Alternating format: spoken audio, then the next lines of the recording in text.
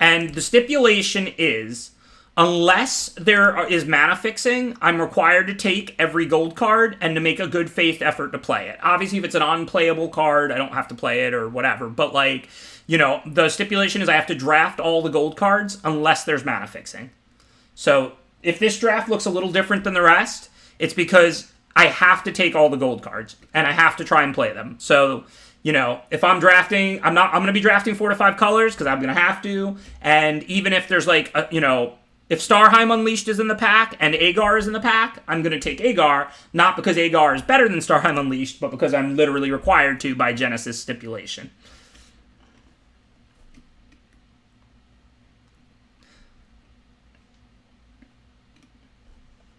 After this draft, this best of 3, I'm going to do one more Kaldheim best of 1 back on the ladder. So we're doing a little break from the ladder for one draft here, under the stipulation that I have to take all the gold cards. Yeah, I enjoy the stipulations. They're fun, Twitch username. Okay, so I'm required to take Binding of the Old Gods. If I wasn't required to take Binding of the Old Gods, I would take Binding of the Old Gods. Calamity Bear is a very good 4-drop, but I think Binding is better. It's splashable. It's just a really good card. Kills a creature and gets you a land. So even if this wasn't the stipulation, I would still take Binding out of this pack. Calamity Bear would be my second choice, though. It is a very good rare.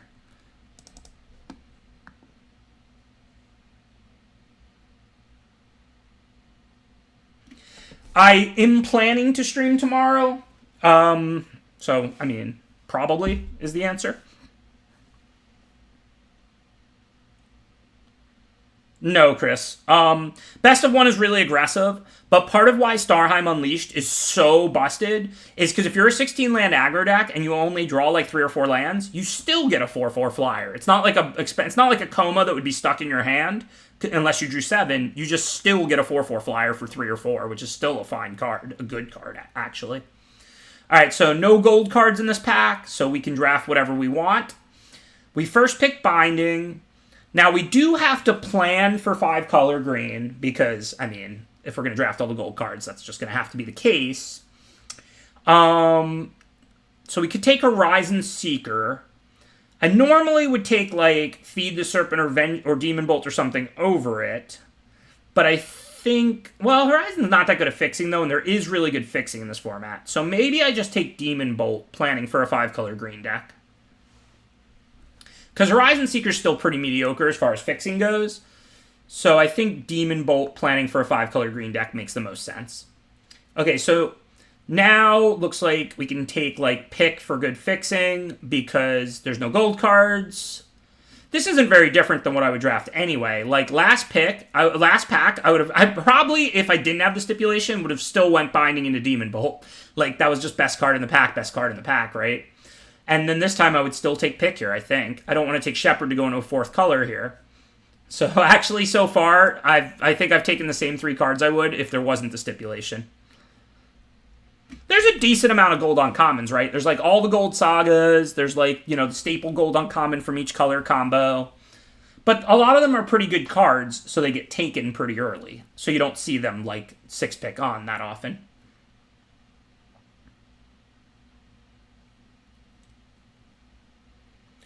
Okay, again, no gold cards. So now we can choose Rimewood Falls or Mistwalker or Bergstrider. I still think Bergstrider's a better card than Mistwalker in terms of what it actually offers you for its casting cost. But this best of 1 is so warped with everybody playing aggro and Snow being wide open every draft that sometimes I take Mistwalkers over Bergstriders now just to have more early game. I think in this case I'm going to take Rimewood Falls. So, and here's why. Binding of the Old Gods searches for a forest. Rimewood Falls is a forest that adds blue mana. So, since we already have a Binding, that makes Binding a blue source for our deck. So that's why I'm actually taking Rimewood Falls over Mistwalker and Bergstrider. Otherwise, I would probably take Mistwalker. Hey, Chris Gringo gifting out 5 more subs. Thank you for gifting out so many subs, Chris Gringo. Your never-ending generosity is very much appreciated. So now I have to take 3 seasons. This is the first pick I think I'm actually making differently than I would. So these 4 picks I think were just what I would have done even without the stipulation. I think it was basically the same. Now I wouldn't take 3 Seasons. This card is playable in really heavy snow decks, but I don't think it's very good. If this was not a stipulation draft, I would take Mass Vandal here. Mass Vandal is just awesome if everybody's trying to draft aggro. The way the aggro decks compete with the big green creatures in this format is equipment and flyers. So Mass Vandal really attacks all that equipment. So now we don't have any white yet. Stronghold's pretty hard to activate. So I think we want a Frostbite here, a card that's also gone up in value with people drafting a lot of aggro. Red could easily be a base with our green. We don't really know yet. But this is just a Frostbite, I think. Another pick. And so having 2 picks early for a 5-color snow deck might not look good, but it actually is. Here's why. With 2 of these early, I can prioritize all of the good, cheap, grindy creatures and not worry about lack of power level. I can take Mass Vandals, Jaspara Sentinels, Sculptors, Mistwalkers, all that good early stuff really aggressively, knowing that I have the double pick to enhance them and play long, grindy games. Okay, so this pack doesn't really have anything we're interested in, but if we do go black as a base with double pick, we'll want this Death Knell Berserker. Otherwise, I mean, none of these cards really interest us.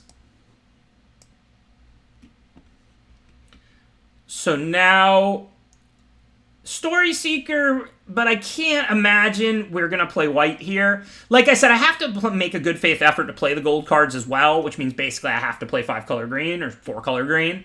So I think red could easily end up being a base color with green for us, in which case I actually really like Immerstrom Raider and Seize the Spoils. These cards are both unplayable in red aggro decks, and you're not going to splash for them. But when you're just like a red-green snow deck, I think Seize the Spoils and Immerstrom Raider are both solid playables. I don't want to overstate this. You shouldn't, even if you knew you were red-green ramp, red-green snow, you wouldn't like second pick a Seize the Spoil. But I don't think it's filler. I think Seize the Spoil and Immerstrom Raider are just solid playables if you're a base red non-aggro deck.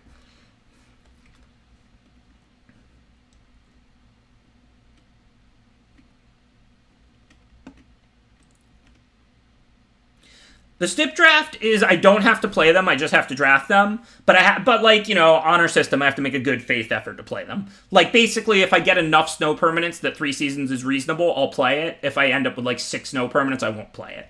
If I get like, you know, a card that basically has no text, I won't play it. But if it's close at all, if it's playable, I'll play it. Okay, so we could grab Snow Swamp or like Master Scald. We do have 2 Sagas already, and it's only pack 1. Still plenty of time to get Master Scalds, and I wouldn't play it unless I got more good Sagas, so probably better to just grab a Snow Swamp. We already have a Binding, so we know we're going to want to play like 1 Swamp in our deck. Okay, so now Iron Verdict or Snow Swamp number 2. Black may be a base color, in which case I can play 2 Snow Swamps. We still don't have a single white card, so I think I'm going to take Snow Swamp number 2. Think it's highly unlikely we'll play any of these cards. If blue ends up a base, maybe the run is short. Unlike last draft, we're not Lindworm flooded, so maybe we could use something towards the top of our curve. Only if blue ends up as like a base, but it might. I don't think these cards matter, but that's a snow permanent, and we have 3 Seasons.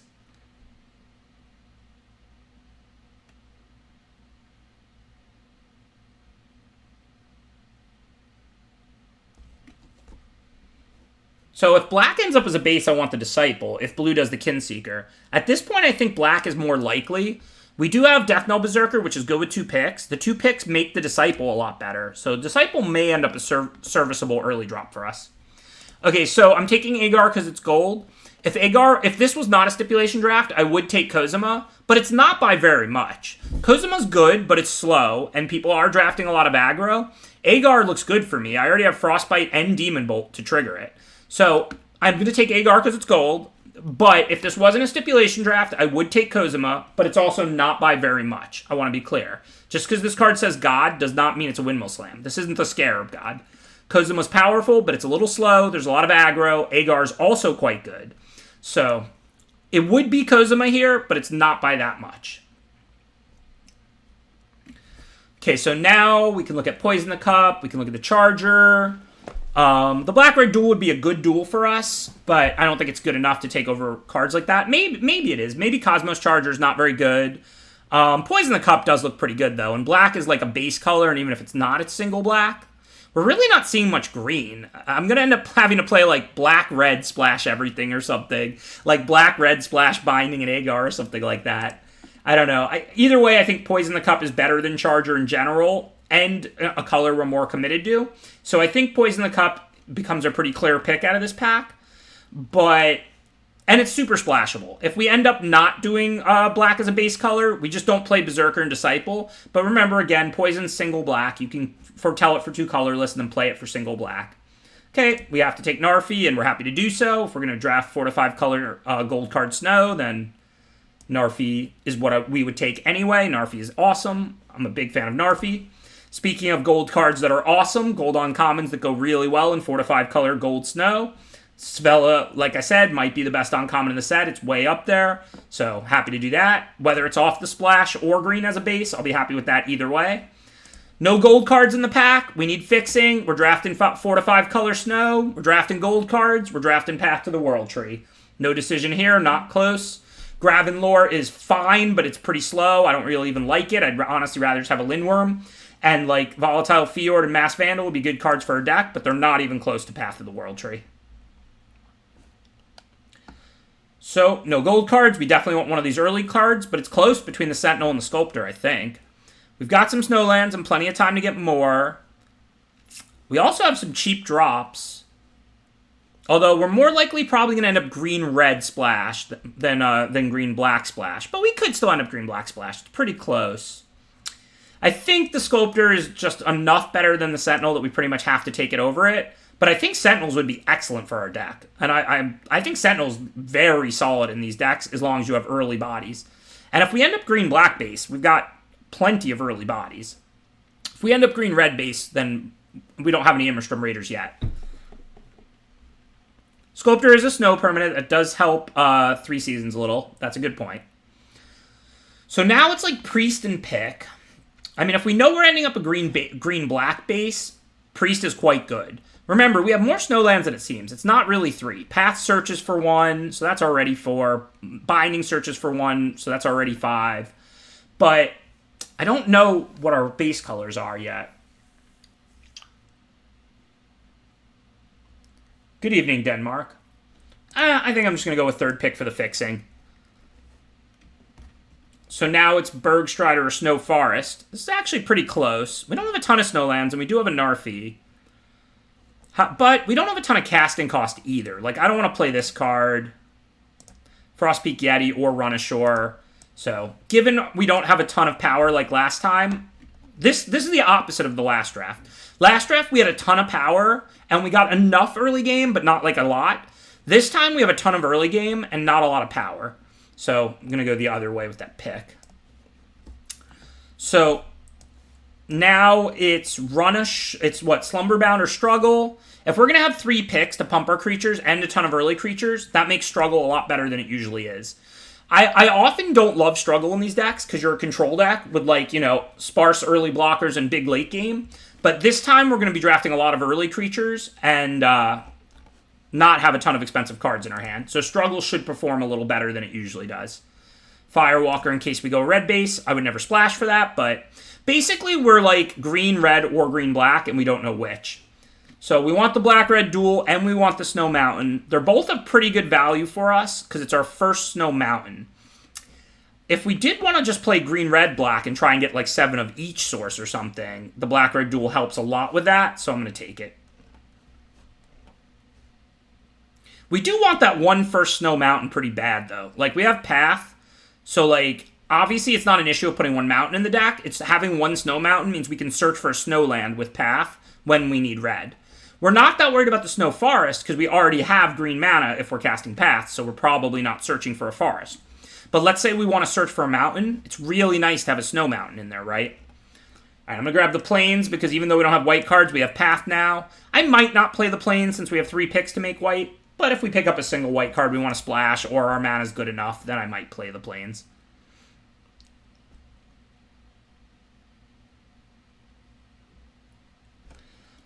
Don't think these cards super matter, but if we do go black base, then Grimdraugger's playable in a black base Snow deck.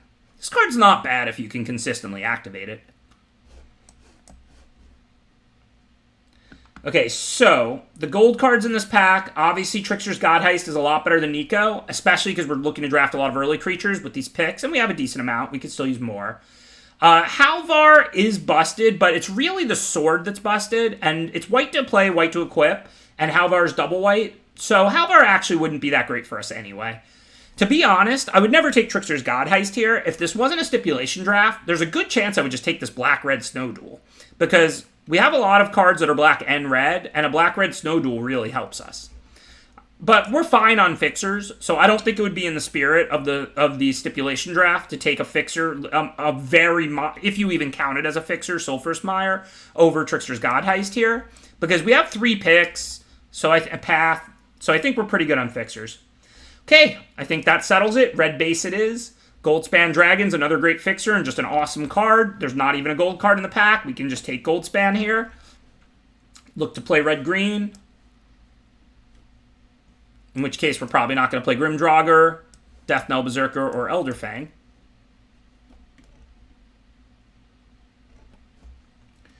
So we need the early draw. Oh, there's Cardor. Never mind. I would take Mass Vandal, like if this was not Stip, but Cardor is a good gold card that we can easily cast.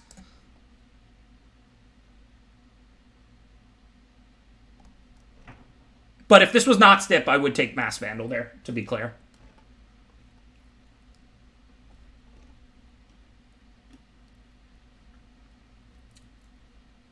I don't think there's any way I'm going to play this Plains. We can activate Path. We make treasures. We have 3 picks and Goldspan and Seize the Spoils. I think and Svella makes Manoliths. That's a ton of ways to make white, and we have no white cards. I mean, if I get white cards, I might put the Plains in. But as of right now, I think there's no way we would play that Plains. So what we really need is early game, green and red stuff. I mean, Glorious Protector, single white. It's a good card. I don't think it's that good. I think we just take Horizon Seeker here. That's going to be way better for us than normal with all these picks and stuff. Not an exciting card to be, fourth picking, but I still don't really want to have to put a Plains in my deck for Glorious Protector. Tap Snow Swamp just as a white source. I think Horizon Seeker's offering us more. Black-green Snow Duel is excellent for us. That's a really nice pickup. We got 3 duels. It would be nice to get like a Shimmerdrift Veil, but Path makes any kind of mana. Goldvein picks can make any kind of mana. We have 3 duels here. We just need like more cheap creatures. I'd really like to get Mass Vandals, Sculptors, Jaspara Sentinels, even Imistrum Raiders. Axguard Cavalry would be fine. We're going to play plenty of red sources since we got this double red rare and a bunch of good red cards. So, Axguard Cavalry being the one I wanted the least of those. So, of course, that's the one I see. But at this point, I think we have to take it. With 3 picks, I think we just have to get on the board early.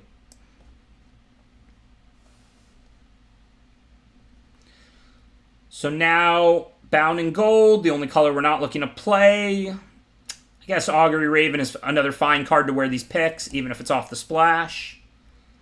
Otherwise, what? This card stinks. Cinderheart Giant might be okay, actually. We don't have that much late game. I think I'm actually kind of feeling Cinderheart Giant here. We're not ramping into much at the moment. And this card's actually pretty good. I actually really like Cinderheart Giant. I'm really low on the 6 mana 5/6 flash blue giant and pretty high on Cinderheart in general. Can't believe I'm about to draft a Fearless Pup for a snow deck, but I think it's going to happen. I mean, don't get me wrong, I might just stick those black 2-drops back in because we might be able to have a lot of black sources early. In which case, I'd much rather have, the Rune with 3 picks. I'd probably just have to take that, actually, right? Yeah. I forgot we actually had 3 Goldvein picks because that's not how I usually draft snow. Okay, so easy Sulfurous Mire. Oh, there's a Nico. Janice, can I count this as fixing and take it over Nico? Because there's no way I'm going to want to play Nico. I don't even have Foretell cards. Or do I have to take Nico here? It's up to Janice.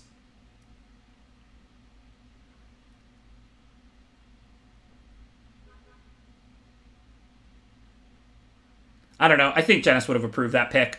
I tried to draft all the gold cards, even over better rares, to play them, but, Nico's not going to end up making my deck. I'm not playing white, and I have no Foretell cards, and it's pack 5, and fixers are allowed. So I think that pick is allowed, but I could be wrong. So for once, we're not going to use Crush the Weak in this deck, because we have a lot of small creatures. Let's grab all these Seize the Spoils for fixing. Looks good. Vault Robber may actually be fine in this. It's also a gold card that, like, I'm trying to stay within the spirit of the step, and it's a gold card, like, at the end of pack 3, and the only color I'm not playing that does nothing. So, like, you know, if I had opened Nico Defies Destiny, I would have tried to draft Blue-White Foretell around it to play it, because that's the point of the stipulation. At the end of pack 3, like, you know, the gold cards I got were Binding and Svella and Agar and all of that. So it's like, you know, 4-color snow is what we're drafting.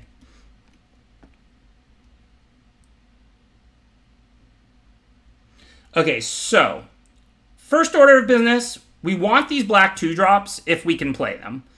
I'd be comfortable with like 7 sources, even though that's not great for 2-drops. Path's going to be an 8th and whatever. So how many black sources can we realistically get in this deck? We have 1, 2, 3 black duels. That's promising.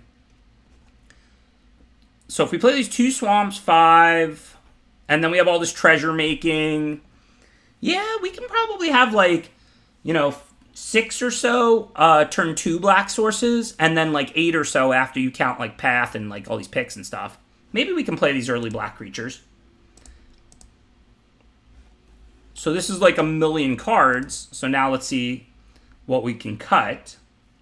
So I definitely don't want to cut gold cards unless they're literally unplayable, as for the point of the step. So let's take a look on 3 seasons. How many snow permanents do we have? 1, 2, 3, 4, 5. That's like literally next to none. So I think 3 seasons is basically unplayable. It basically has no text. And then we want to keep our early drops if possible, cut from the top end. While I do like Seize the Spoils in these kind of decks, 3 is a lot. As far as 2 drops for green and red, we don't have that many. I really want to play these black ones. So what am I going to cut? I mean, this is probably a 16 lander because our curve isn't that high. I can't cut Trickster's God Heist, even though I probably would, because that's certainly playable in our deck. So we're green, red, black, with blue as the splash color. I guess if I play these black early drops, then I can cut the Vault Robber and still have enough. We can play 16 lands almost for sure. So I guess maybe I'm cutting the Cinderheart. I know I raved about it and now I'm cutting it, but something's got to go.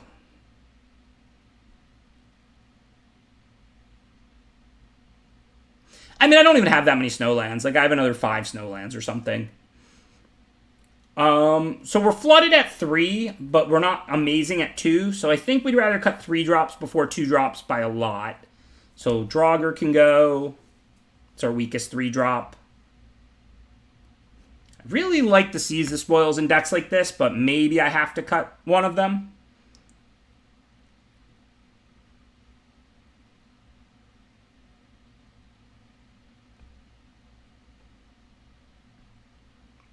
Struggle actually looks decent. I have a lot of creatures plus picks to help them win fights. So I guess Seize, and then 16 lands, assuming I have enough colored sources. I don't actually need a million green. Like, I have Path as a fixer. I have like 5, 6 green cards, but this isn't like that heavy of a green deck. So let's see if I can have like 7-ish green. 4, 5, 6. Yeah, so we're already on 6 green. So that would make 7. And then this is way more blue than we need. We can cast blue off all these treasures and stuff. We only need 1 island. We have Horizon Seeker and Path, so we need the 1 island. And then we currently have how much red and black? 4, 5, 6 red. I'd like 1 more. 1, 2, 3, 4, 5 black. I'd like 1 more. I don't know if there's any way to get them in. I'd have to cut Forest. I guess I can make green with these little creatures and picks. So maybe we cut Forest for like 1 swamp. Because black does help unlock green, because pick is colorless. Oops, I don't know what I'm doing at the moment. Ignore me. So I think we want to do that. This way we have 6 black for black 2 drops. 5 red, 6 red for our red 2 drops. And then we still have 6 green, plus we can make green via Gold Vein picks, Seize the Spoils, etc. It's basically a red, black, green, splash blue. I gotta play the one island because we have like 4 or 5 blue cards, and we have Horizon Seeker and Path. So putting that one basic island in the deck is like 3 extra blue sources because it turns on Path and it turns on Horizon Seeker for blue. We definitely go down to exactly one island, but with Path and Horizon Seeker, we can't cut the one island.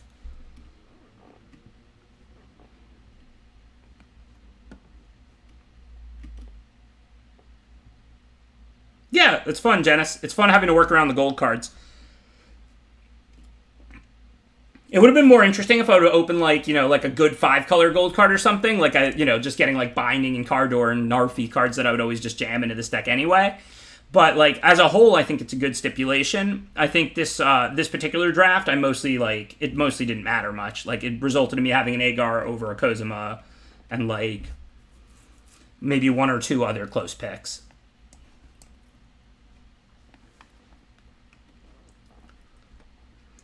So even though I don't have my 2 highest colors, I'm still not going to mull something like this. Rune cycles. Hopefully we'll draw green or red. If we draw red, we cast both of these. If we draw green, we go get red. So you pretty much already knew I wasn't going to mull this.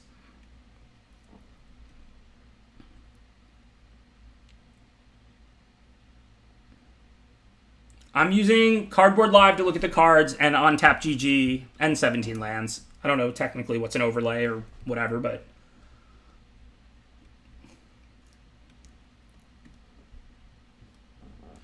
Okay, so that makes it play Axe Guard and pick it, I assume.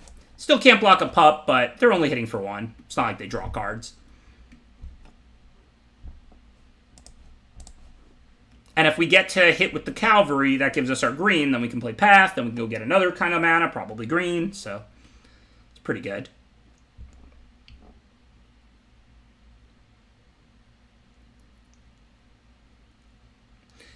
Today, I have no plans to cube. I'm going to finish this best of 3, and then I'm going to do one more Kaldheim best of 1.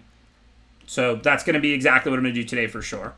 I haven't seen this cube. Is it like a high-powered cube, or is it like a low-powered cube? Do you think I would like it? Like, I like grindy stuff. Pauper Cube's fine. I don't like Storm. I don't like Reanimator. I don't like, constructed-looking mono-red decks. Because I haven't actually seen much of the cube.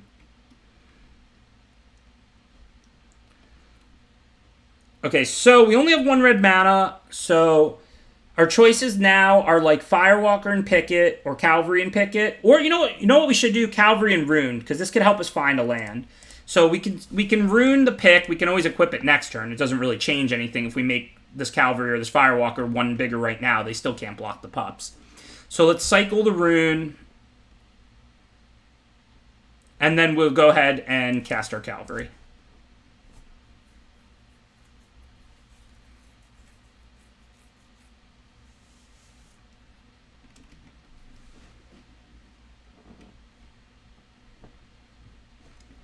I'll probably watch some people streaming it or something and see. But for now, my plan is Kaldheim best of 1. Which, honestly, I'm pretty addicted to.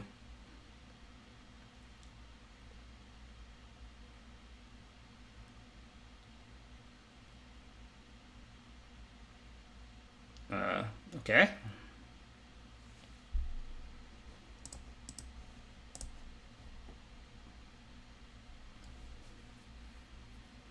So, hit with the picked Cavalry, get a green, play Path.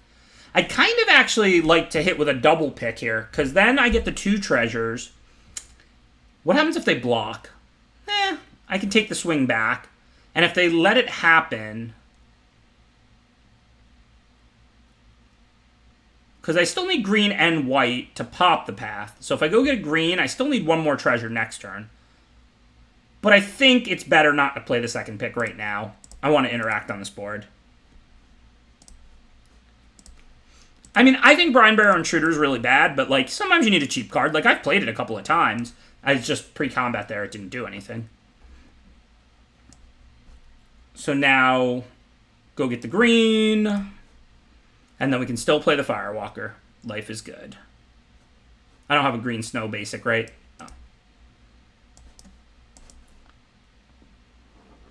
We'll plan on popping Path in 2 turns, not this next turn.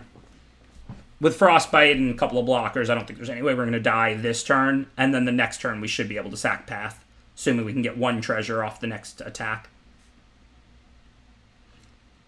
Hey, thanks for extending your subscription, Godfries. Appreciate the support. I actually don't love this format, Chris. I mean, it's fine. Like, I enjoy playing it, but I like Zendikar Rising a lot. I would say Zendikar Rising is my favorite since Dominaria. I would describe this as good, nothing special.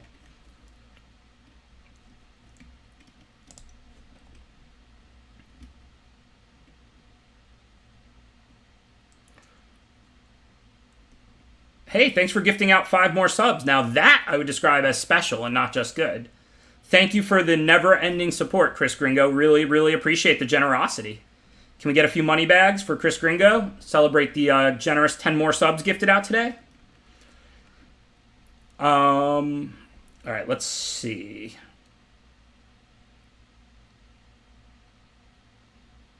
So there's no way I can pop Path this turn. Also, I don't need to. The question is, do I send both or not? I think I can, like, pick the Firewalker. No, but then I won't have mana to play the card. I think I'm just going to attack with both. This way I can play whatever I hit off Firewalker. And I've got Sculptor and Frostbite, so it's not like I'm worried about the swing back. So I think we just attack with both, see what we hit off the Firewalker.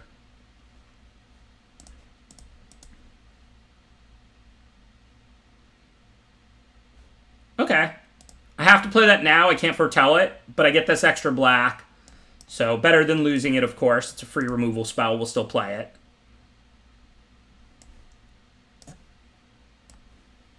Not ideal, like I wanted that treasure for the path and stuff, but I mean, I'm in no hurry. I'm at 11 going to like 10 or 9 this turn. I have plenty of time, and like I have the 2 picks. Like I'm going to make a treasure at some point. I don't see how they're going to keep me off treasures forever. Thanks, Furnace Dragon. And thank you again, Chris Gringo. You've been extremely generous, and I really appreciate the support.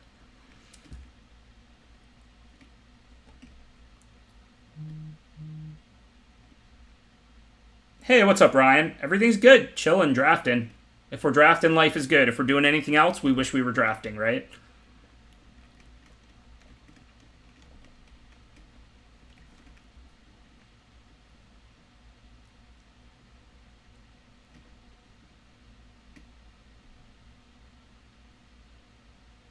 Hey, thanks for gifting out a sub, Adam JF. Appreciate the generosity. I don't think my deck's very good. It's playable. I mean, you know, the stip makes it a little tougher. But, I mean, obviously this deck could have worked out with all those picks early if I would have gotten a bunch of Jaspara Sentinels and Mass Vandals. Wasn't able to do that. Also, like I said, Immerstrom Raider would have worked out pretty well. Like, this deck would have been good if I could have been a green-red base with like 6 or 7 creatures that cost 2 or less. Having to go green, red, and black as a base made my mana like a little stretched. And I had to play some things like Axeguard Cavalry, which, I mean, I'm obviously going to play it with 3 picks, but I'm not, like, happy about playing it. So overall, I'm not, like, super happy with this deck. I don't know what they have, but I really don't care. I'm just going to put Sculptor on Intruder because if they play, like, Run Amok or something to kill my Sculptor, cool. If they use that last card interacting here, then I just hit them, make a treasure, then I can activate Path.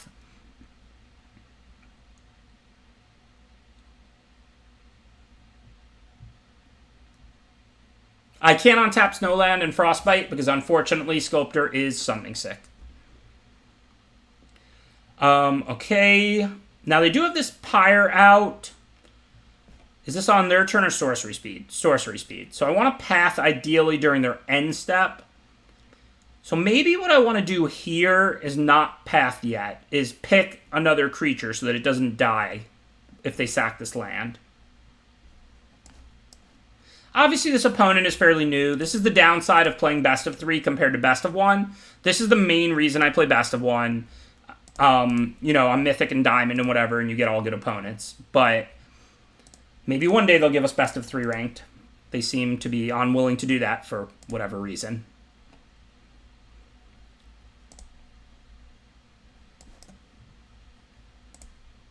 Oh, wait, I don't actually want to move the treasures.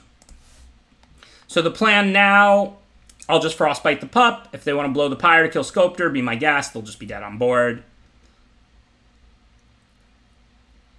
I guess I could have attacked with the Sculptor under those plans, but also, like, maybe they sneak in a win somehow. I don't know. It's unlikely, but they're dead next turn. Path even does 2 to the player, I think.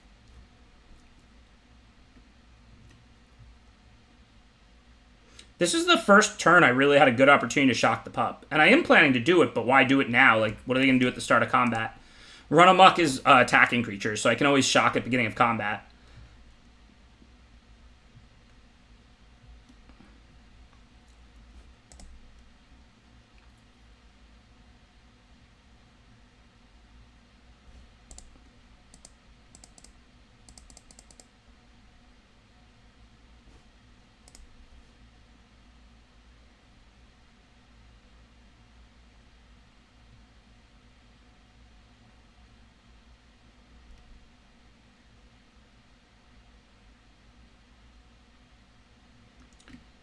Which one is Valky?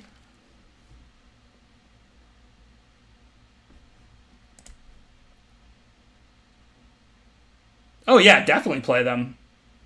If you have 3 picks, just toss like 1 basic swamp in your deck and the 3 picks, and you're good to go.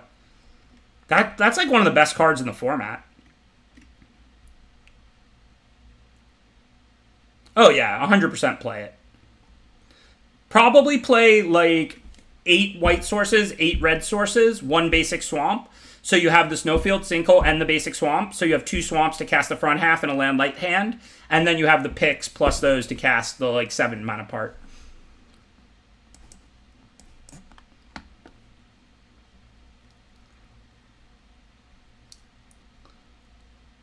Look, we've established this opponent is fairly new, doesn't really know what they're doing. It's okay. Hopefully they'll see the stream. They'll get some feedback that's useful. Obviously, a lot of their plays were not optimal. That's why I stopped breaking them down. But this is bad. It's not ranked, but it does pair by record. So after we win this match, next round we'll be up against somebody who at least won their match, most likely, and then hopefully we'll get a better match.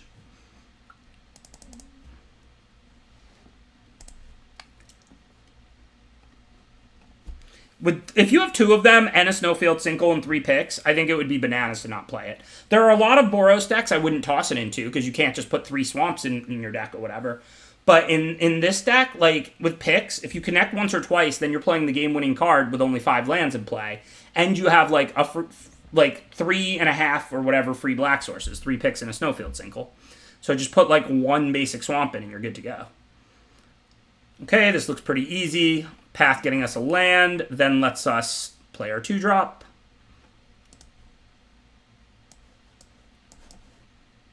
I'm actually going to go ahead and pick it now. Assuming they don't have a bounce spell, this kind of protects it, because if they have like Demon Bolt or Frostbite or whatever, then we'll get a 2/2 zombie if they kill it. Hi, Cornball.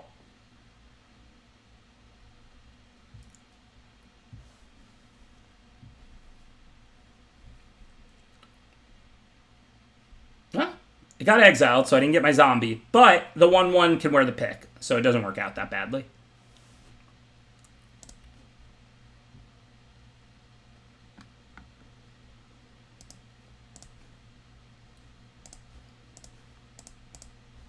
I don't really see any choices here. This fella can start making manaliths. We're not even that far from activating it. Plus, if we get a single manalith, that goes a long way towards activating Path. We currently have green, red, and black, plus a treasure chilling.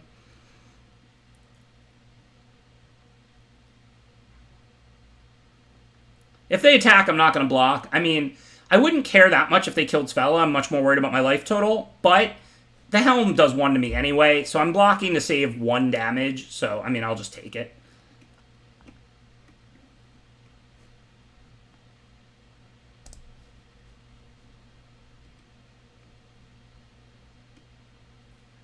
I mean, I'm ready to start drafting Strixhaven too, I mean, for sure.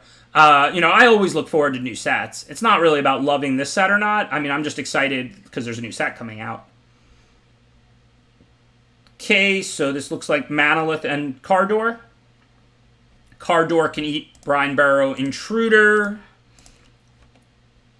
Seems easy enough.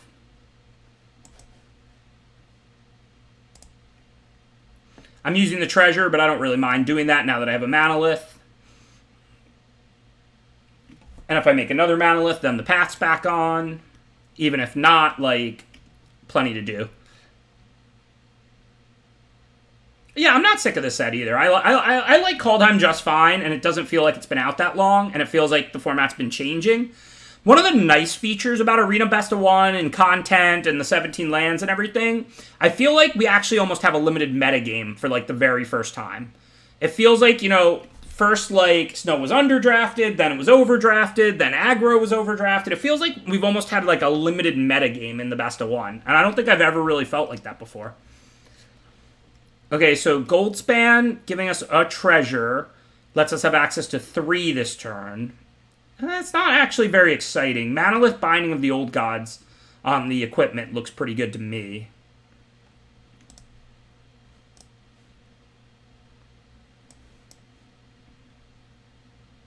Should have probably attacked first, not that it's really going to change their play. Just want to make sure I hit the equipment and not the Brine Barrow Intruder.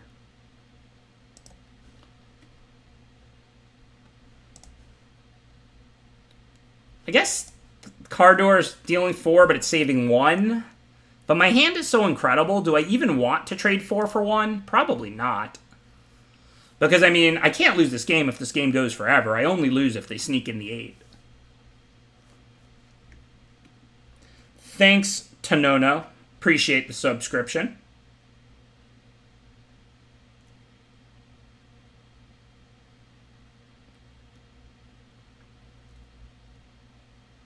Metagaming was one of the better parts of Constructed. So if we can keep the interesting gameplay of Limited and, like, how much harder drafting is than anything else in all of Magic, and get, like, an evolving metagame, this might just be broken. You know, like, if Limited is going to be, like, you have to adjust your draft picks, like, mid-format constantly based on what the meta is doing, so you get, like, the constructed metagaming in Limited, but then also drafting on the fly instead of, you know, building your deck with endless time at home and then bringing it, which is, you know, the most boring thing in the world. This might actually end up being the stone nuts. If we now have a limited evolving metagame and booster draft, like, at the same time. So 5, 7, 8. So we can sack Path or use Fella or play Goldspan. What do we actually want to do? We're flooded with good options. So definitely we can attack with Cardor now. And then I guess maybe I'll just play Goldspan and pass post-combat. It's not very exciting, but still might be right. If I attack with Goldspan and I get the treasure, does that unlock anything really good for this turn? 2, 3, 4, 5, no. Yeah. I think I just want to put out a flyer, to be honest. Can always sack Path next turn, and I'll happily trade Cardor for anything but Brine Barrow Intruder, so Cardor can attack now. I didn't last turn because I just didn't even want to trade 4 for 1 because I have Path out and Spell out and Goldspan in hand. But now I'm just going to play Goldspan as a blocker and then just start trying to Spell in Path for the win, basically.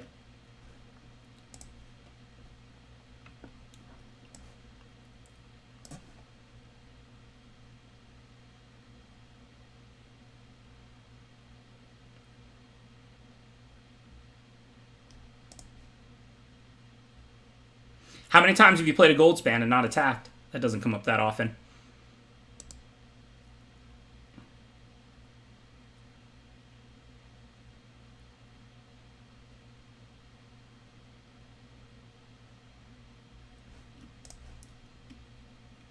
Sometimes all you need is a flying blocker.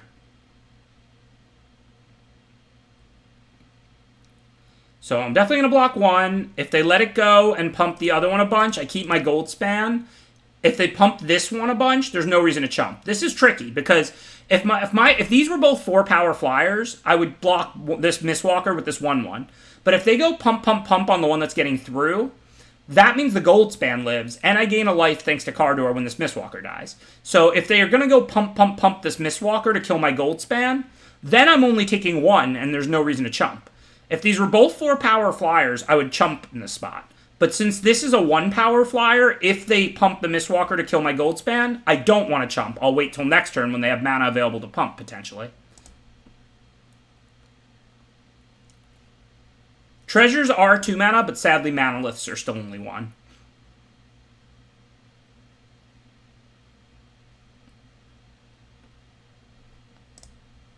But they might just be dead if they pump out here, because I can path the Brineburrow Intruder, so they're going to go to 9 when this Mistwalker dies, 7 from the path, and then I can attack them for 7. So I think we have lethal. Well, now we have super lethal, because they didn't actually kill the Goldspan. But even if they had killed the Goldspan, I think we actually just had lethal.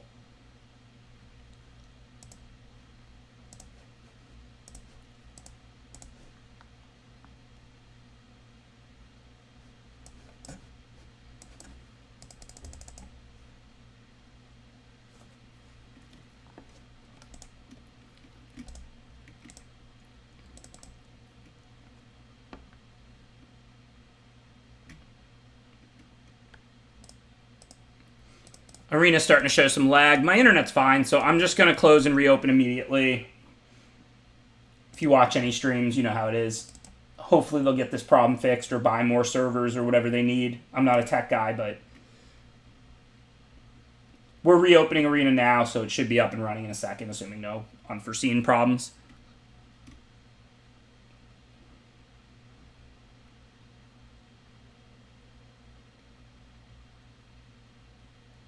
Stream's not over. We'll be in the next game in 30 seconds. Just restarting Arena because of the, like, you know, over time it, like, has some kind of memory leak or something. I don't understand technology. Maybe somebody smart who does can explain, but it does seem like the longer you leave it open and play, the more laggy it gets. So you got to restart it every couple hours.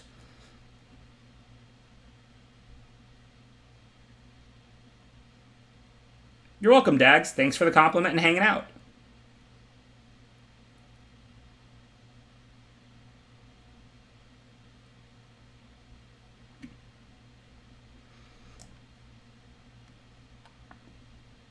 That looks good. All 4 kinds of mana, 2-drop, 3-drop. Can't really complain. Hopefully we'll draw some late game or some picks, but it's nice to have your mana and your early drops in your opening hand.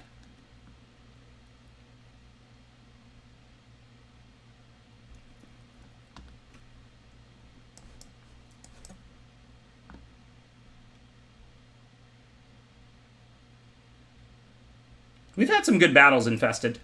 Some really good battles. So I can go Cavalry into Agar, but remember, Agar doesn't draw cards when it does damage. So that's only 1 more damage next turn than if I just attack with Sculptor. So I'm going to play Sculptor because this gives me access to 4 mana next turn, 5 the turn after. I know my current hand doesn't use 4 mana next turn, but again, I'm only missing 1 damage, and I might draw a 2-drop. I might draw a pick. Like, I might draw, you know, I might draw a 4-drop. Like, I might want access to 4 mana next turn. So that said, I think this trade is potentially favorable for me. With Svella, I want to get to 8, but also this Death Knell, once they can, like, grow it, is much scarier. So this turn, I drew a 3-drop, so I don't have the ability to use 4 mana, only 3. So I think it becomes pretty easily just attack and play Svella. Given I have 5 lands in hand, and Svella makes Manaliths, and I have, you know, 8 total casting costs, 2 3s and a 2, I think I'm more than comfortable with offering Sculptor for Berserker here, because I'm not really ramping too much, and Berserker isn't enhanced yet. Next turn, if they don't do anything that changes the board, I will most likely make a Manalith and then play Agar. I don't really want to miss turns of making Manaliths. That can unlock Path. Well, oh yeah, I don't have a Plane Search for it. So yeah, that unlocks Path, but also just gets me 1 turn closer to Svella. So this looks easy now, like I said.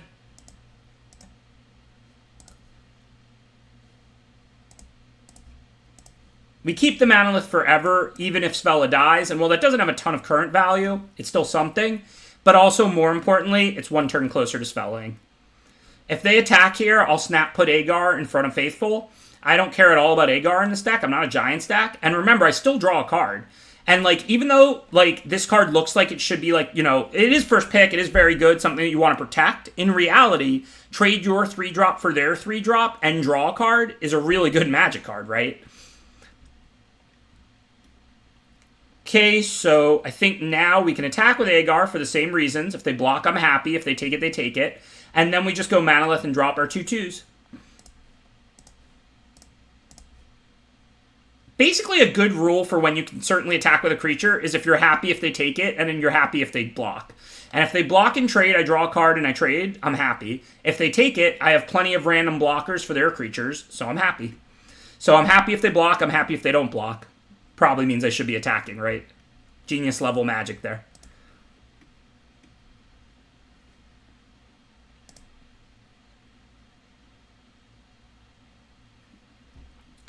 Okay, so making the Manalith is more important than casting things. If we make a Manalith, can we cast all 3 things? No, just 2. That's fine. So I think this is Manalith, and then which 2? Probably just these 2. The discard usually gets better later, if anything.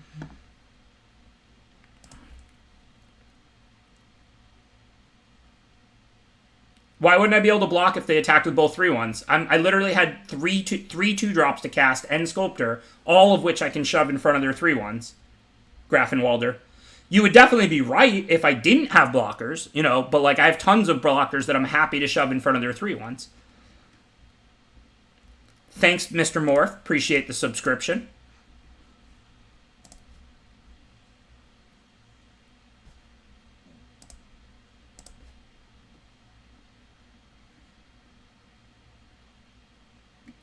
Alright, so we have 8 next turn without the Sculptor, so we can block with it if we want to.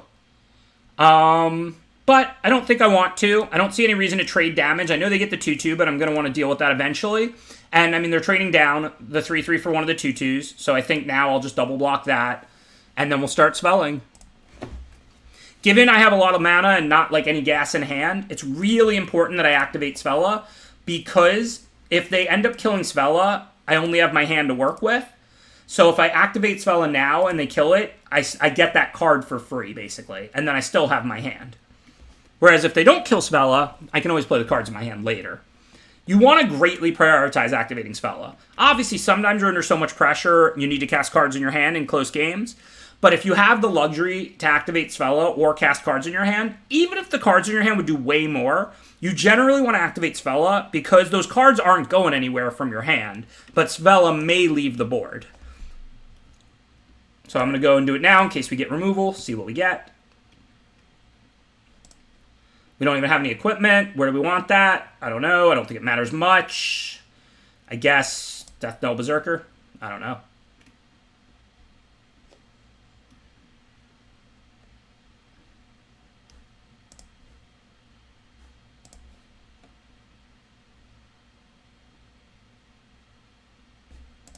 So which of these do we want to discard?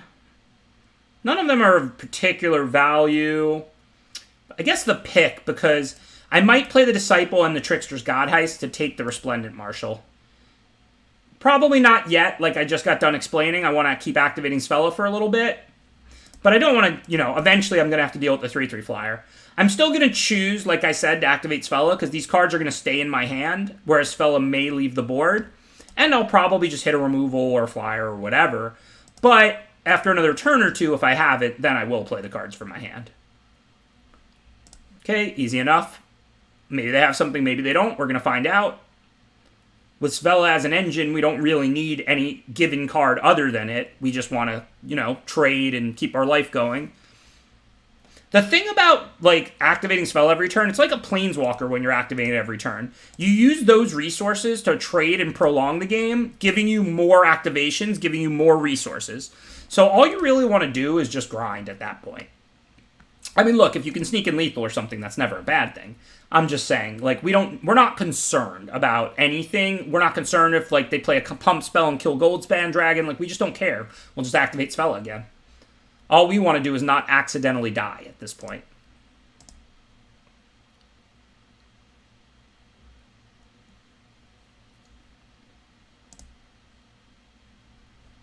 So now we have 10 mana, right? 3, 6, 8, 9, 10, not even counting the treasure. So I think we can go Disciple and still activate Svella. So let's do that.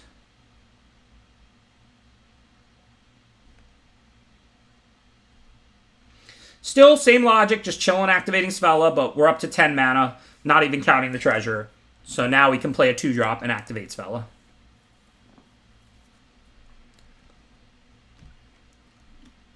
People always ask me how your deck's going to win because I don't really prioritize win cons at all. I think that's kind of an almost nonsensical concept in Magic, win cons. And I always answer value. Value is how you win. Having more resources than the opponent. Making good attacks. Making good blocks. Value is the answer, Auden's Hex. Value is always the answer. I wouldn't be a pro gamer if I didn't love value.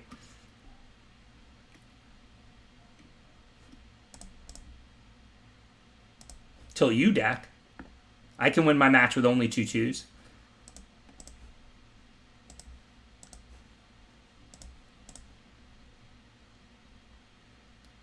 There's not really any great targets for removal. I mean, there's okay stuff. Narfi looks pretty good. It's a nice recurring threat. Manaless makes no mana. Alright, so I think it's time we can start attacking now. Say I take their 5/3 lifelink, give them the 1/1, and then, like, attack with Narfi and Sculptor.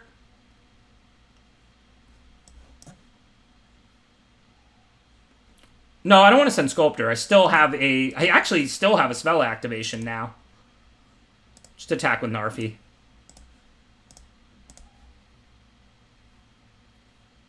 One, two, three, 4, 5, 6, 7, 8.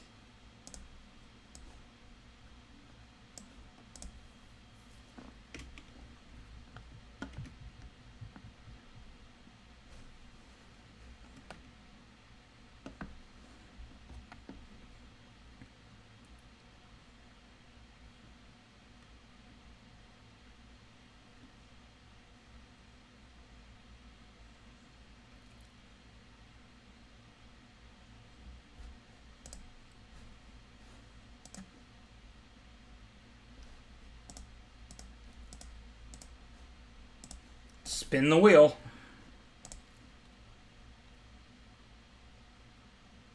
Okay, so what are we going to kill? We definitely have 3 snow permanents, so there's nothing that Demon Bolt kills that Frostbite doesn't kill, so we'll definitely be taking Frostbite. Guess we just hit... Do we hit the Braggart or the Faithful? Don't think it opens up more attacks to hit the Braggart, so we probably hit the Faithful so they don't gain 3. Because I really don't think hitting the Braggart opens up new attacks, given they have another 3/3 zombie. We're not going to send 2/2s this turn anyway. So let's just go ahead and Frostbite for 3 on the Faithful.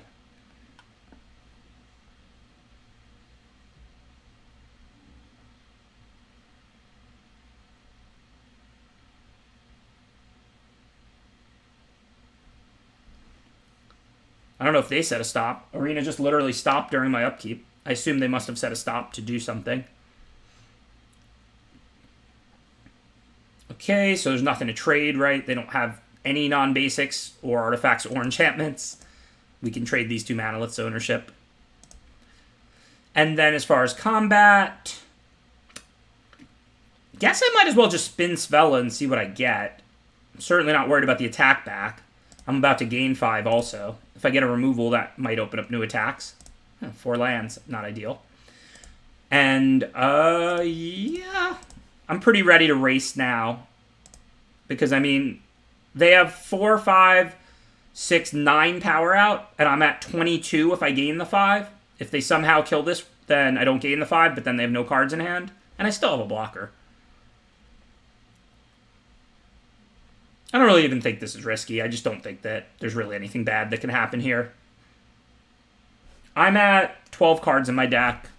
So, after this other mill for 3, it'll be 9. I mean, we're still nowhere near decking.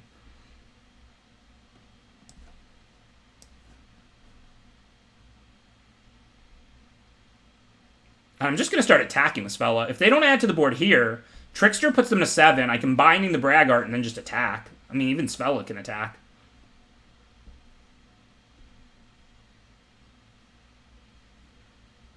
We're in full closeout mode now.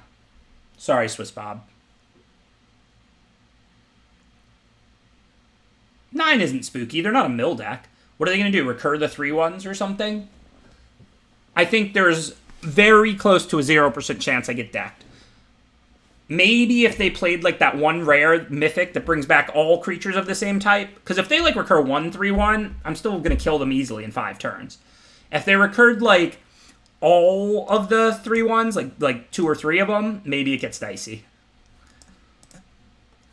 So this is just a 2/2 for a 2/2. Seems fine. Death Touch seems pretty irrelevant.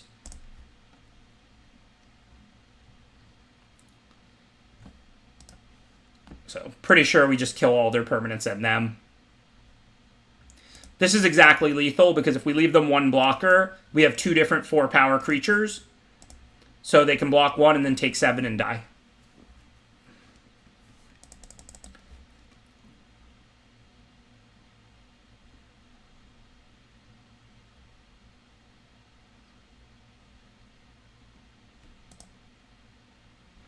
Okay, so they're a black-white grindy deck. They have the 3/1s that mill. It seemed like their creatures were pretty small. Even though mine are too, I have the picks. Crush the Weak might be good against them. Whereas I'm not going to start Crush the Weak when it kills a lot of my own creatures. I'll still board it in because I get to control when I play it. Other than that, not much to change. And my last couple playables were good. My last couple cuts were not easy, so I don't think we're going to do much boarding. But I do think we probably want Crush the Weak in, given we saw how much of their stuff it kills, including their 3-drops. What do we take out? Could take out like Firewalker on the draw. That doesn't look like it's going to be too effective against a deck full of small creatures, and we're on the draw. Firewalker's pretty nice against snow and stuff, because, you know, they deal with it or it attacks and boasts and 2-for-1s them. But a game where I'm on the draw against an aggro deck, Firewalker's pretty unimpressive.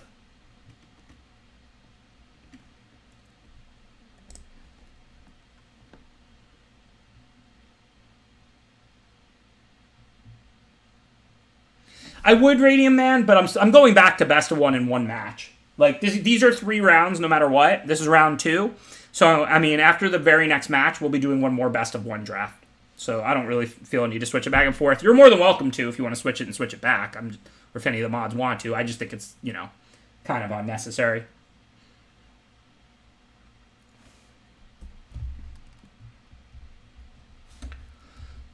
So do I Frostbite that? I mean, they're on a mold of 5.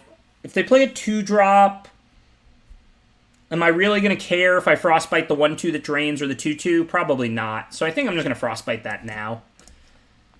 No reason to let them have, like, tricks or anything. Just slow them down since my hand is slow and they're on a mold of 5.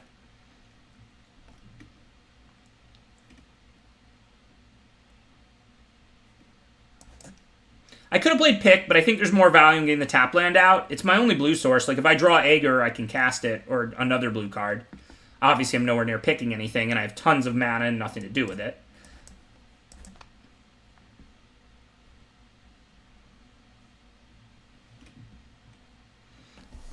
Sox Fan did 1 Ribatsu. It was a lot of fun. It went smoothly. He screen shared, and then I just commentated over every pick like it was, you know, a Grand Prix coverage or whatever, and it was a good time. Okay, so we don't have a white to go get, so I assume we'll just path for like a snow land. I don't really think it matters, but we want the thin out, and we might as well spend 2 mana on path. And then, yeah, I already have a blue land in play. Might as well get the 3rd snow land for Narfi. And then next turn, we can Gold Span. That'll give us a treasure to activate Path with on the following turn. And it's really impossible for Gold Span not to give us a treasure, because, I mean, if it attacks, we get a treasure. If they kill it, we get a treasure. Gold Span basically says you get a treasure. So, no real choices here, I don't think. We can't really Demon Bolt the 4/5, but we can Demon Bolt and Path it on the same turn at some point.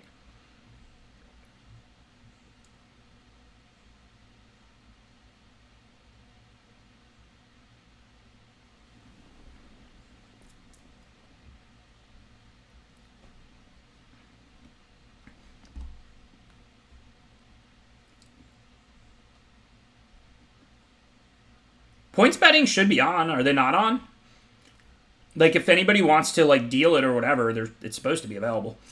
All right, 5, 6, 7, 8, 9. So it looks like I can go Bolt and Path if I get another treasure. 6. Oh, and pick as well, because then I spend 1 and I get 2, so that nets mana. So let's go ahead and try and pick. I don't think they're going to have removal here. I mean, maybe they do. We'll still get another treasure.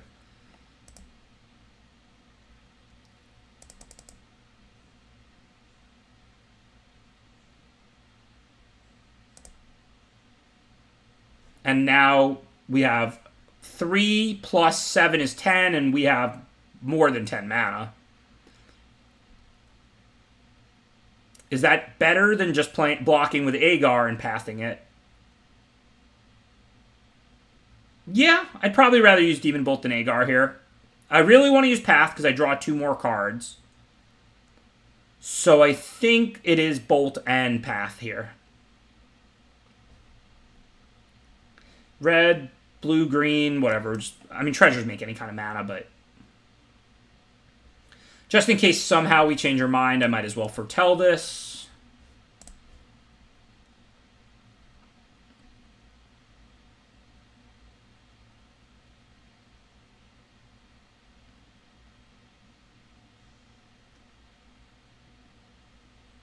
So let's see. I want to do this before blockers, just in case they have a trick that costs more than 2, and then I finish it off with the Path token. So first and foremost, what I don't want to have to do... Oh, I have to sack all my treasures regardless, because I have to make all the different kinds of mana, and I think it's sacked for 2 of the same type, right? Yeah. Okay, so I don't think it matters then. Black, blue, or green, and then the other 3 there.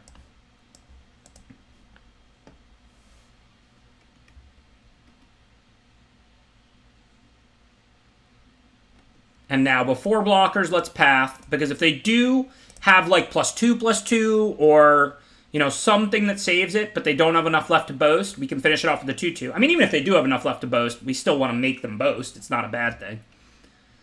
I'm not sure why they're responding instead of letting me get the 2/2 first. Oh, they get to sack. That doesn't fizzle Path. Yeah, it doesn't. Oh, okay, that's why. Yeah. They didn't want to lose the 2 tokens. Their play was right. Okay, so no real choices. We can't block the flyers, but we have our own stuff to do.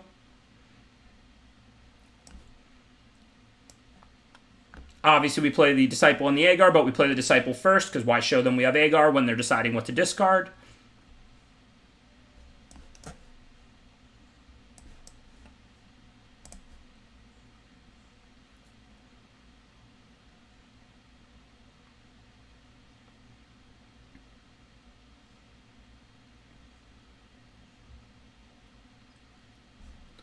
Yeah, this is probably like, it's pretty, you splash in green all the time. You splash green very rarely. This is probably the card that you splash green for by far the most. Because, like, if you pick up, like, 1 Shimmer Drift Veil and you have, like, a pick or 2, you just toss this card in your Boros stack. Like, maybe 1 Forest, maybe none.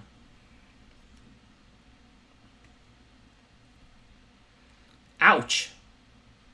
They're actually in a winning position now. It took both of those. I was fine when they weighed down the Agar, but I guess it doesn't pump the spirits, thankfully. They don't have a spirit in the yard, but it's still kind of rough.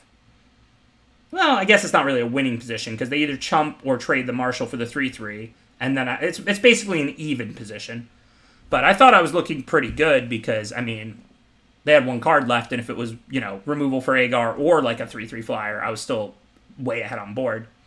I guess that said, we probably can't really draw any more lands since we're playing 16 and we've drawn 10. No, I spoke too soon. Alright, no real decisions. Obviously, this trade is good for me, so just attack. If they trade with the Marshal, cool. If they chump, cool. Whatever.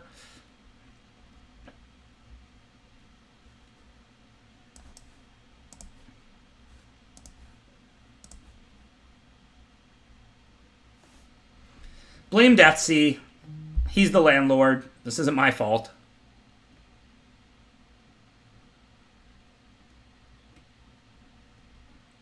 Okay, so now we definitely move picks since they only have a 1/1 up, and then we can profitably attack with both. So this puts them to 4. So this is a really good position, because they can't equip Helm next turn or they'll be dead on board since we have the Seeker. So, I mean, they're not dead because they can just draw any card and play it, but then they can't equip Helm or attack.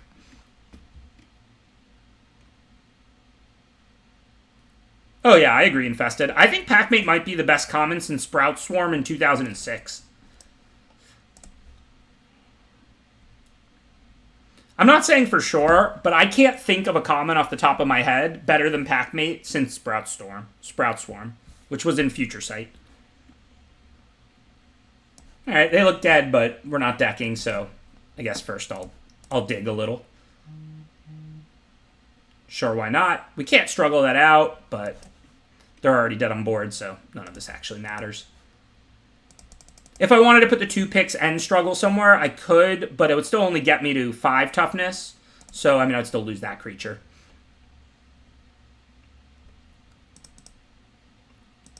I do not think Lightning Bolt in, like, M10 was better than Packmate in this set. Lightning Bolt was good, but...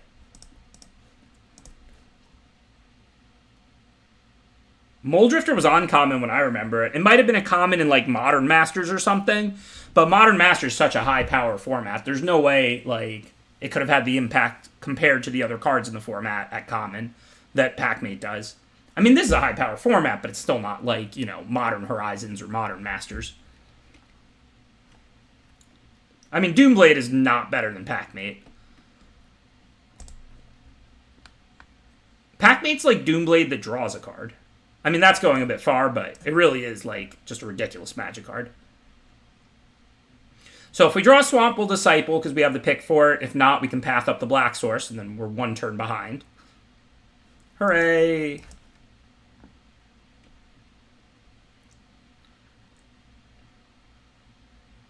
Good game, Runky. Oh, Pestilence might have been better than Packmate. I said since Sprout Storm. Sprout Storm was Future Sight. That's like 2007. So, like, I'm saying since 2007. I think Sparksmith in Onslaught and Pestilence and Saga were probably better than Packmate. And I think Sprout Swarm was probably better than Packmate. But I think it might be the best one since then. So let's see. We can attack with it picked. The treasure's really valuable since we have Path. But we're taking a hard hit back for 6. I could play Death Knell to block, but then I don't have pick on it. So I think we just take the hit, right? I mean, I know I can leave the Disciple back to block, but then if they have Pump or something, it's such a waste. And the treasure's of a lot of value right now. Like, we need 1 more treasure, and that unlocks Path. Actually, we don't even need that. We'll Path for the island. So, I think now we know we have Path in, like, 2 turns or something. And if they hit and we can hit again back, then it's even 1 turn sooner. So I think it's worth taking this 1 hard hit. It's pretty close. So if I Binding that, and I hit again, but then I can't Path, or I can now hold back the blocker, Path, and play Sculptor, and then... Oh no, I can't do that because I don't have another green, unless I sack the treasure. But I can't do that because then I don't have a white for Path. Activating Path is going to be incredible right now. So I'm not sure what to do. Oh, they have a creature in their yard? Okay, I really don't want to let them activate Glade Warden then. So I think that makes it pretty much just Binding.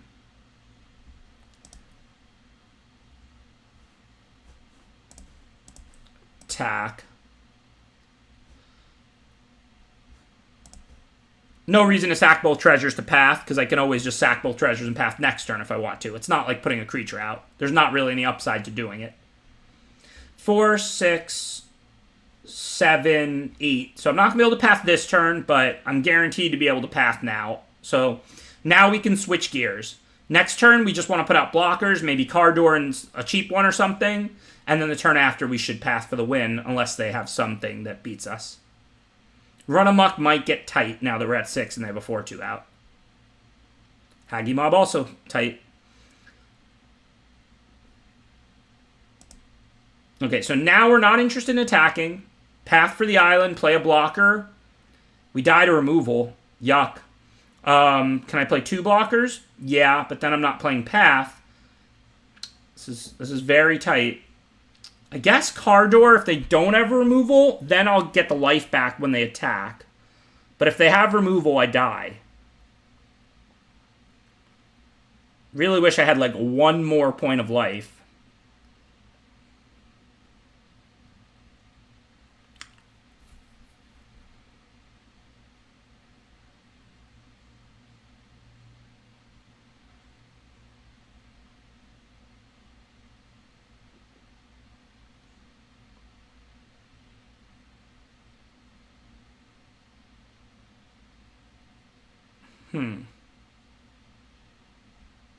Oh, crap, I roped. Alright. I don't know.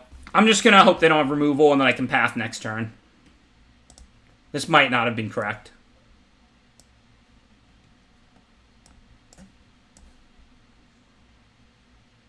Oh, I can play 2 blockers. I see what you're saying. And I can still path next turn. You're right.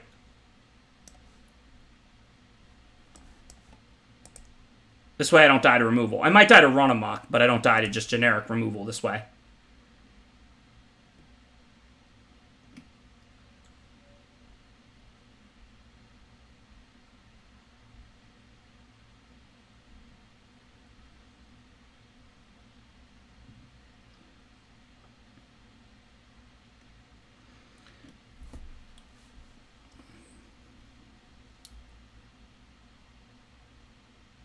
Okay, so they can boast. So it looks like we mostly want to ignore the Frenzied Raider. It's also just the smallest of the 3. So if we block like this, seems almost automatic. It doesn't even save damage if they have Run Amok. So I'm not. Snakeskin Veil doesn't kill us. The ping plus Veil is 1 point short. Run Amok kills us no matter what. I mean, I guess we play around Mammoth Growth if we just triple chump, but I mean double chump, but that seems way worse. So I think this block is almost automatic. Don't have last card Run Amok, please, thanks. Just go ahead and boast and put me to 2 and no Run Amoks. Ah, Mammoth Growth, the one card I could have beat if I really wanted to. Yuck. That was a good game. I could have won that game, I think. Not sure if I played too greedily. Okay, so again, Crush the Weak looks good against them. Just going to take out... Well, we're going to be on the play, so I'm not going to take out the Firewalker. I'm going to take out, like... Well, maybe I still will take out Firewalker. Cards are actually pretty good. They're an aggro deck. I'll take out Seize the Spoils.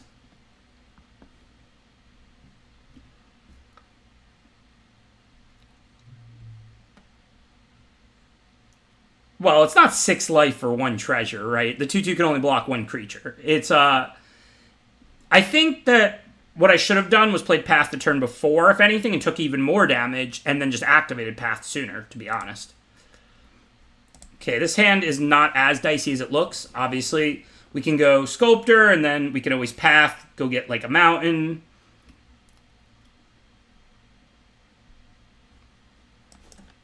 But remember, also, they might just, like, struggle and attack or something, and then we don't develop. There's a lot of cost to playing that way. Do we play Sculptor or Path? Do I have a Snow Mountain to get? Like a basic Snow Mountain? No. So, I think I just play Path and get the red. See, I'm taking the conservative line for once. Because if I play Sculptor, next turn I can go Path Mountain, but I'd much rather just play Spella next turn and not have Sculptor out. Now, if I had a Snow Mountain, I could go Sculptor this turn, then I could go Path, get the Snow Mountain, and then at least still play Pick and use my mana.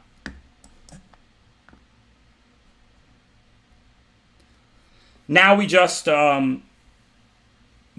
the hit, obviously, and then we can start making manaless and casting things. And hopefully this time we can successfully activate Path, unlike last time. Since we are going to block with it, we'd rather play Cavalry than Sculptor here, I think. Cavalry's basically 2/2 no ability here, where Sculptor might be useful later.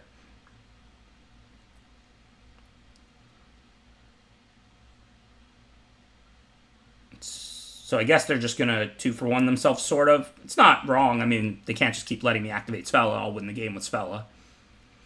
I wish I could kill their creature this turn so it doesn't get the +2/+2. There's nothing I can do there. I can play Bergstrider and give it haste and attack, or I could play Pick, equip it, and play Sculptor. Bergstrider looks better. Oh, I don't have Snow. Oh, I do have Snow. I have the Manalith. Okay. Remember, I'm really tapping a 4/4 for this turn. Because it's going to grow to a 4/4 on their turn.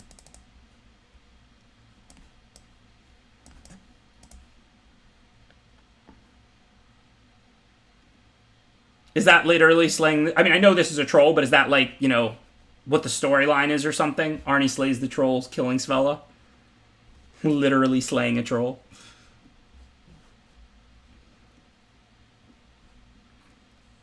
Okay, well, that looks like a fine target to path. I don't really see any decisions. Just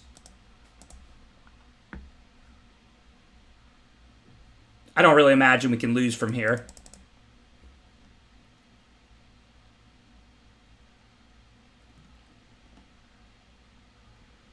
So it looks like we'll get game 3, round 3 for all the marbles in this best of 3, and then we'll get back to the best of 1 ladder grind. So car door, force them to attack. Cool. Pick so that the Bergstrider's big enough to eat something, and then even if they kill the Bergstrider, I'll probably mostly just take it and then swing back for lethal. So, like, if they go, like, squash Bergstrider, I can just take 8 and then on tap and hit them back for 8. If they don't have removal, of course I'm going to try and block with Bergstrider because it's literally a free kill.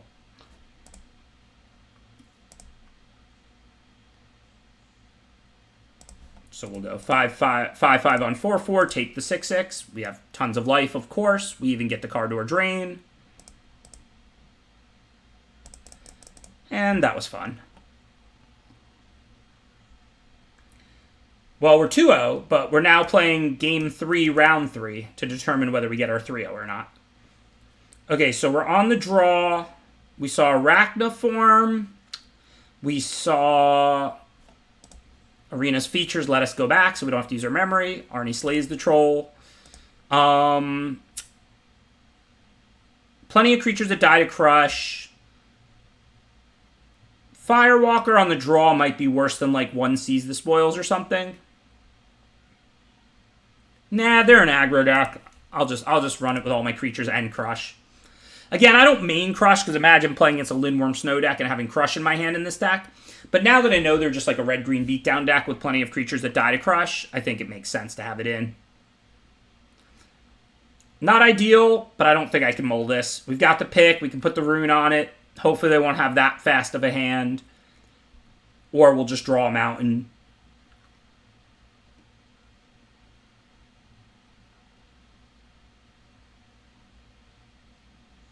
I mean, this opponent has a good red-green and has played well. Like, it's not, the second opponent played pretty well, too. Like, the first opponent was clearly pretty new, not that familiar with draft. But my black-white opponent had a good deck. I just, like, all my cards lined up well, and they couldn't answer a Svella and stuff. They played well, and their deck was good. And this opponent's played well, and their deck is good. It was only round 1 where we really got an opponent who, clearly was somewhat new and didn't know what they were doing or whatever. Okay, so here it's important to play Goldvein Pick. This way, next turn we can rune it, draw a card, and put the Rimewood Falls into play tapped. If we put the Rimewood Falls into play this turn, what are we doing next turn? Can't cast Svella anyway. So this lets us use our mana much more efficiently over the next 2 turns. Thanks, Crispy Taters. Appreciate the support. Alright, sadly, I can't interact with that yet. But hopefully we'll draw a mountain off this card or the next draw step. And Path works. Path, go get a mountain, play Cavalry. Unfortunately, that pick's going to give them green, which they were currently lacking, but looks like they have it anyway.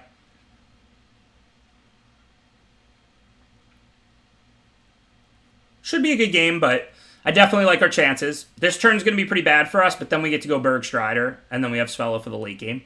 Hey, I'm supposed to be the only one with Svella. You're not allowed to have Svella in your aggro deck. Alright, well, I don't really see any choices. We can't currently cast any cards except Path. Go get red. Death Touch plus Fight is pretty cool, though.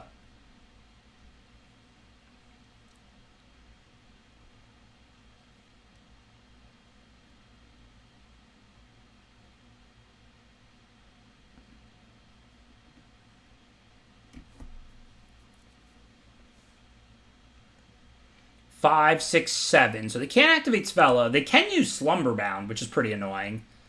I mean, don't get me wrong. I can still just Goldvein pick this, play Svella, like, whatever. But that's kind of annoying for sure. I guess with their mana up, I'm not super comfortable with going for Struggle this turn. I may end up having to do it when their mana's untapped, but if I Bergstrider this Vela this turn, they can't activate it. Like, they can make a Manalith, but they can't, like, get a free spell. So I think that makes sense for this turn. So I probably, I can Goldvein pick an attack. I mean, if I don't get the treasure, it's not, like, great, but it's also not that big of a deal. Because if they're using removal on Axguard Cavalry, then they're not using it on Svella, potentially.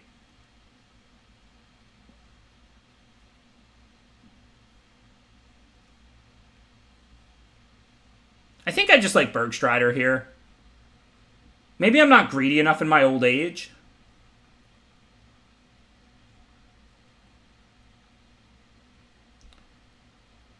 Well, if they block with the 4/4, my creature will have Death Touch, so that's not a bad trade. And if they sack a land, they're further from activating Svella. It's not that bad for me.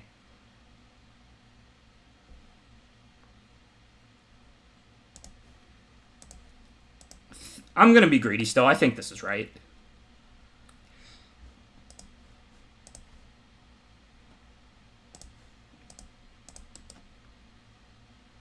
I mean, if they want to blow up one of my lands and block this with the 4/4, they're not making a Manalith. They're further from Svella, and I can still play this mountain and play Svella.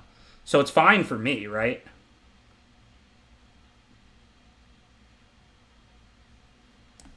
So I think this was right.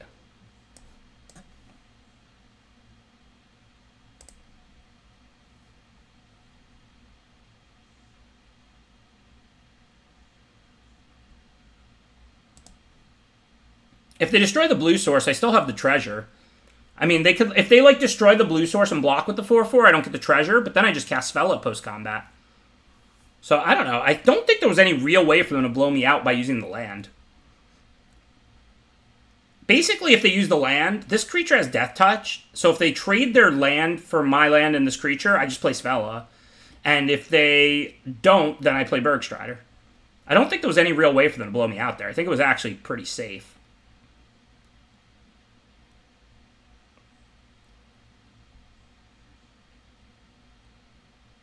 Troll doesn't come into play tapped, I don't think. But again, my creature has Death Touch thanks to the pick. So if they want to trade their 4/4 for my Axguard Cavalry, that's a good trade for me, right? Okay, so this turn, just attack with the Cavalry and then struggle to Svella, I guess. I mean, hopefully they don't have Demon Bolt. Maybe I want to struggle with the Cavalry or with the picked creature. Because if they have, like, Mammoth Growth, then I can still kill Svella. But I have plenty of mana to move the pick. So first I'm going to attack with the Cavalry.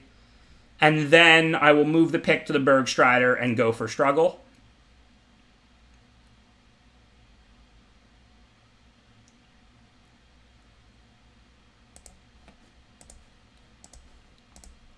It's a good trade with Frenzied Raider. It's a good trade with 2/2/1 tokens. And if they take it and I get the treasure, I'm happy. So, again, I'm like happy if they take it, happy if they block. But it's not the key part of this turn either way. The key part of this turn is killing Svella. If I kill that Svella, I'm almost certainly going to win this game. But there's nothing I can really do to increase or decrease the odds of that, except making sure my Bergstrider is wearing this pick before I go for the struggle. This way, if they have Mammoth Growth, I lose Bergstrider, but they still lose Svella thanks to Death Touch. Looks like they didn't have it.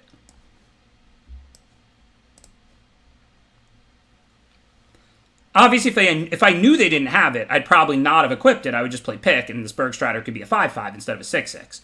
But if they had Mammoth Growth, I wanted to make sure the Svella still died, so the Death Touch would finish it off. That's why I made the play I made there. The pick right now is giving Death Touch to the Bergstrider, and that means during a fight, the creature has Death Touch. So if they would have played Mammoth Growth, I'd lose the Bergstrider, but the Svella would still die.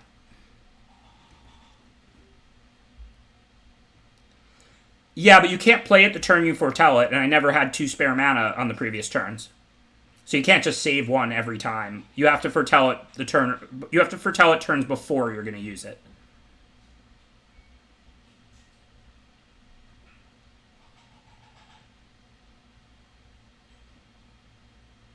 Huh? Why are they attacking their 3/3 into my 6/6? I don't even know what they could have here. I mean, run amok, I guess, for the trade. I don't know.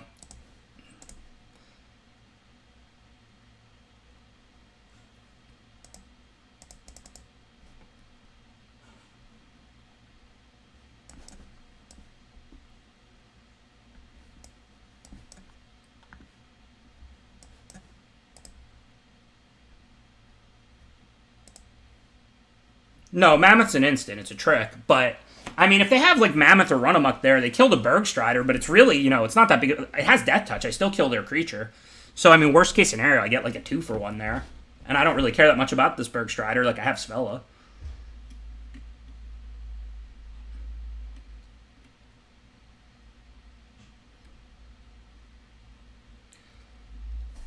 Okay, so I assume I just want to make a Manalith and Cardor them now.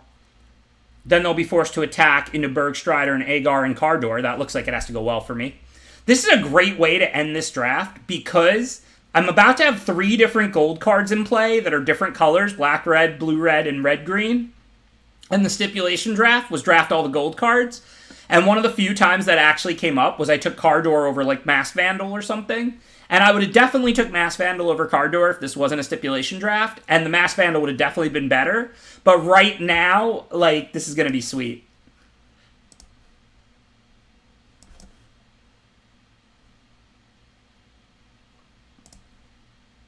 And I do want to eat some of their creatures and stuff because they're about to get a 4/4 or 2. So, but this turn, like, my blocks are going to be quite good if they don't draw removal for Bergstrider here. Again, like, Agar will trade, but I'll draw a card, and Bergstrider will eat something, and I'll draw a card, and Cardor will eat, like, the token. That's how we roll, Radium Man.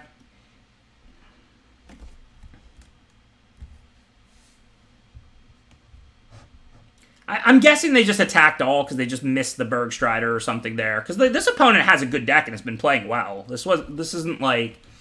Okay, so the Doomscar Titan makes this real. I mean, I don't think I'm taking lethal here or anything, so I should be fine. I probably just kill them on my next turn.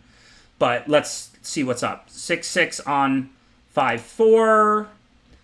And then what do I need to have left alive to lethal them? I'm going to kill at least 2 of their attackers, so they're effectively at 9. And the 6/6 and the Svella are alive. So I can lose both of these creatures and still deal them lethal. So then it's game, right? It doesn't even matter. If I just go like this or whatever, I'm taking 12, which is clearly not 14. They're getting drained for 3, and then I untap and hit them for 8. Plus this pick makes 9, path makes 11, whatever. Something like that. So I could obviously move Agar to the 2/1, but then I'd have to also move this potentially and stuff. This looks good.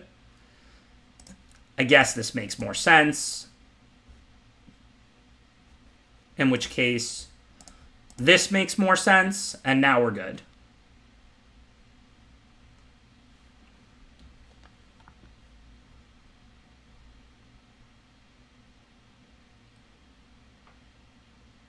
And they have no blockers. 3-0 in the stipulation draft. All gold cards, no problem.